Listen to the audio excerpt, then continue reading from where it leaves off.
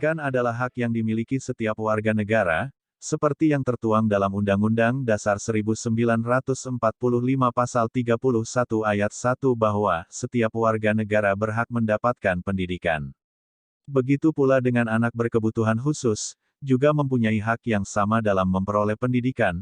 Untuk itu, Rabu tanggal 27 April tahun 2022 Dinas Pendidikan dan Kebudayaan Kabupaten Demak mengadakan sosialisasi asesmen anak berkebutuhan khusus yang disampaikan oleh Ibu Nur Kasanah, SPSI MM, MPSI, PSI, dan sosialisasi BOP PAUD untuk anak berkebutuhan khusus yang disampaikan oleh Ibu Dr. Anda Afida Aspar MM. Untuk dapat mengoptimalkan potensi yang dimiliki anak berkebutuhan khusus, perlu dilakukan screening atau identifikasi dan asesmen. Identifikasi adalah kegiatan penjaringan yang dilakukan untuk menemukan anak berkebutuhan khusus yang perlu mendapatkan program pendidikan khusus. Dengan adanya identifikasi, para guru dapat menggolongkan siapa saja yang mengalami kebutuhan khusus dan dapat disebut anak berkebutuhan khusus.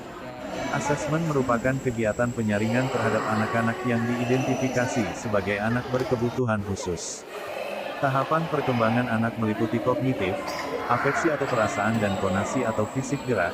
Apabila ada yang tidak berkembang sesuai usianya, sebaiknya dikonsultasikan ke dokter atau psikolog anak. Penanganan sejak awal dapat memperbaiki kondisi dan perkembangan anak selanjutnya. Pertama, kami dari tim program memperoleh hasil pemeriksaan psikologis dan mempelajari hasil laporan psikotes anak. Tentunya, berdasarkan hasil pemeriksaan psikologis ini resmi dari dokter anak, atau psikolog. Kedua, kami melakukan observasi atau pengamatan pada murid saat pembelajaran. Ketiga, kami melakukan tes penempatan placement test, mencakup tahapan pembelajaran, dan metode pembelajaran dan kelompok melalui proyek sederhana. Serta, di tahap terakhir ada wawancara dengan orang tua dan murid untuk menggali lebih dalam informasi tentang potensi dan kebutuhan belajar anak.